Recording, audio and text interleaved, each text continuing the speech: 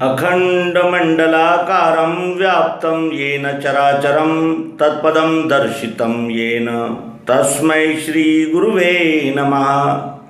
अज्ञानान्धस्य लोकस्य ज्ञानाञ्जनशलाकया चक्षुरुन्मीलितं येन तस्मै श्रीगुरुवे नमः।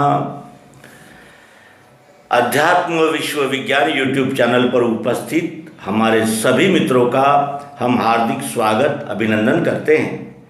ये कितना बड़ा अद्भुत संयोग है कि हमें मनुष्य का शरीर भी मिला है, भारत में जन्म हुआ है, और वो भारत जो दार्शनिकता की और एक जिसे कहा जाता है कि संगठित अध्यात्म की खोज करने वाला ये एकमेव देश है इस पृथ्वी तल पर, जहाँ अवतार, युग और कालगणना तथा नीति क्या है, किस नीति से चलने पर एक समय में ही सबका कल्याण है और इस विश्व में परम शांति और परम सुख का दृश्य दिखलाने की शक्ति जिस युक्ति में है, वो युक्ति जो बिखरी पड़ी थी वेदों में, उपनिषदों में, आरण्यकों में, अनेक प्रकार के अनेक ग्रंथों में, उसका समन्वय एक छोटी सी पुस्तिका सर्वांग योग में आ चुका है।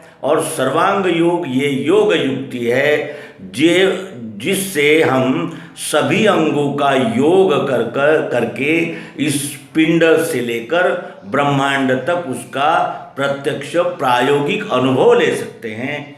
साथ ही जिस आत्मा के विषय में केवल बातें ही की जाती है, कहते हैं कि प्लैंचेट के द्वारा आत्मा प्रकट होता है, इतना हमारा भीषण अंधकार अज्ञान जारी है और उस अज्ञान से निकालकर प्रत्यक्ष आत्मा का दर्शन करा देने वाला यह अद्भुत संयोग इस YouTube चैनल के माध्यम से उपस्थित है। हम इसका लाभ लेना चाहिए, अपने ही विचारों को पूर्ण सत्य मानकर और अपने ही विचारों के घेरे में बंदिस्त रहने के लिए ये मनुष्य जन्म नहीं हुआ है। पशु एक ही घेरे में घूमता है, देता है तो खाता है, भूख लगती है तो बता नहीं सकता। इस तरह का जीवन नहीं है ये हमारा। ये तो जीवन पूर्ण जागृति और पूर्ण विवेक देकर मिला है, और इसका तात्पर्य यही है कि आप पूछो, जानो, जानना आपका अधिकार है, हक है। ऐसा कितना भी बड़ा विद्वान और कितना भी बड़ा अवतार ही क्यों ना हो, लेकिन वो ये नहीं कह सकता कि आप प्रश्न मत पूछो, क्योंकि प्रश्न तभी निर्माण होते हैं जब अंदर से हुक उठती है, उस विषय को पाने की, जानने की ललक उठती है, तभी ये प्रश्न अंदर से निर्माण होते हैं।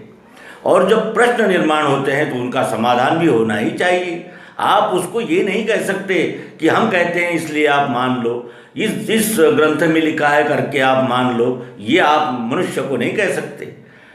और जिस मनुष्य को ये कह सकते हैं और जो इस तरह का बर्ताव कर सकता है, वो पशु और मनुष्य, इसमें कोई भेद ही नहीं हो सकता।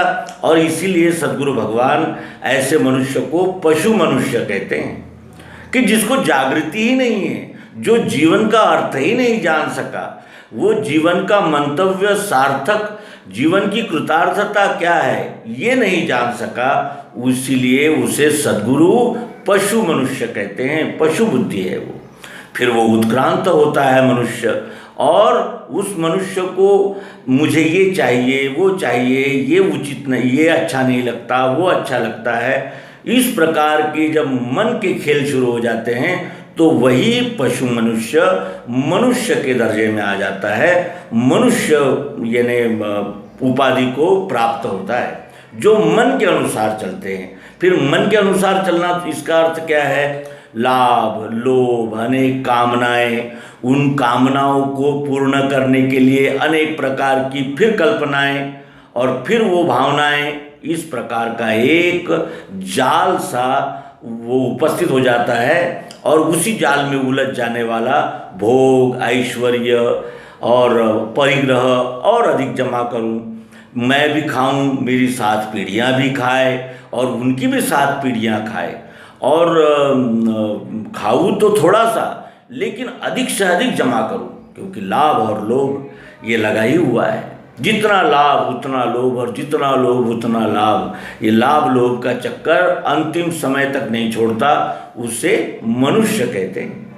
फिर वहाँ से वो उत्क्रांत होकर आता है और फिर वो बुद्धि में बैठता है, बुद्धि के द्वारा देखता है, तो उसे ये ध्यान में आता है कि ये जो सारा मेरा मेरा मेरा ये जो मेला लगा हुआ है, ये मेला किस लिए है और ये मेला, इस मेले से मेरा क्या संबंध है, और ये मेले में क्या ऐसा कोई सत्य, ऐसा कोई अटल गुह्य है जिसे प्राप्त करने पर जिस समाधान की खोज के लिए मैं सब कुछ करता हूँ वो आखिर मिलता क्यों नहीं है।